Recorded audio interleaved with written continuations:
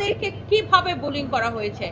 এখন বর্তমানে যারা 7 জন নারী সংসদ সদস্য হয়েছে তাদেরকেও কিন্তু বুলিং করা হচ্ছে এবং 3 জন মন্ত্রী হয়েছে, সো তাদেরকেও কিন্তু বুলিং করা হচ্ছে। সো এই দেশে অ্যাকচুয়ালি সকল নারীদের মানে কোনো নারী আমরা আসলে নিরাপদ বোধ করছি না। তো আমরা চাই এটার একটা ওয়ান স্টপ সলিউশনে সরকার আমাদেরকে এটার একটা ওয়ান স্টপ সলিউশন দিক। এটা আমাদের বর্তমান সরকারের কাছে আমাদের এটাই চাও।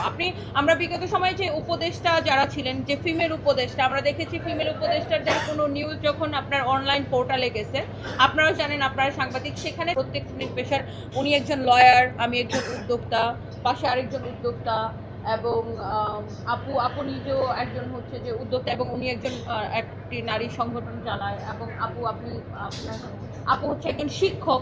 তো আমরা সকল আসলে যেহেতু আমরা চাচ্ছি যে আমাদের সকল শ্রেণী পেশার নারীরা আমরা বিভিন্ন পেশায় আছি, তো আমরা নিরাপদে এই দেশে থাকতে চাই। তো এই বুলিংটা এটা মানে যত দ্রুত সম্ভব যদি আইনের কঠোর, শুধু আইন করা না, আমরা আইনের প্রয়োগটা চাই, কঠোরভাবে আইনের প্রয়োগটা হোক, এবং আইনের প্রয়োগ হলেই কিন্তু এটা বন্ধ করা সম্ভব। না, অবশ্যই এটা নিয়ে আমরা আইনি লড়াই করবো, এটা নিয়ে আমরা হাইকোর্টে রিট করবো ইনশাআল্লাহ। আচ্ছা, আরেকটা বিষয়, আপনারা যে বলছেন যে আইডি, আচ্ছা শুনেন, আপনারা যে বলছেন আইডি হ্যাক হয়েছিল, বাংলাদেশের মানুষ তো এখন অত বোকা না। একটা আইডি হ্যাক হলেও 2 থেকে 3 দিন লাগে সেটা উদ্ধার করতে।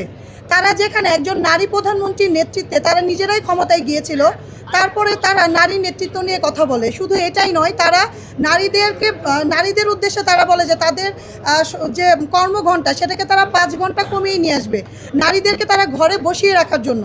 তাদের মতে নারীরা শুধু বাচ্চা জন্ম দিবে আর নারীরা শুধু সংসার করবে, নারীরা নেতৃত্বে আসুক কখনোই তারা চায় না।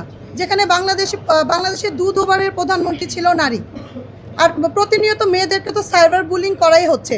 আমি একজন নারী আইনজীবী, আমি কারো মামলা মুভ করলে সেখানে আমাকে সাইবার বুলিংয়ের শিকার হতে হচ্ছে।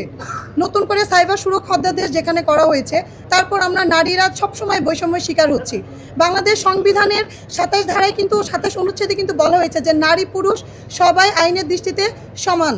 আর অনুচ্ছেদ 28-এর 1 এবং 2 উপধারাতে কিন্তু স্পেসিফিক্যালি বলা আছে যে ধর্ম, বর্ণ, গোষ্ঠী, নারী পুরুষ কোনো কিছুর ভিত্তিতে কিন্তু নারীদেরকে বৈষম্য করা যাবে না। কিন্তু আমরা নারীরা প্রতিটা সেক্টরে, কর্মক্ষেত্র থেকে শুরু করে সব সেক্টরে আমরা বৈষম্যের শিকার। আর তাদের যে মুখের ভাষা,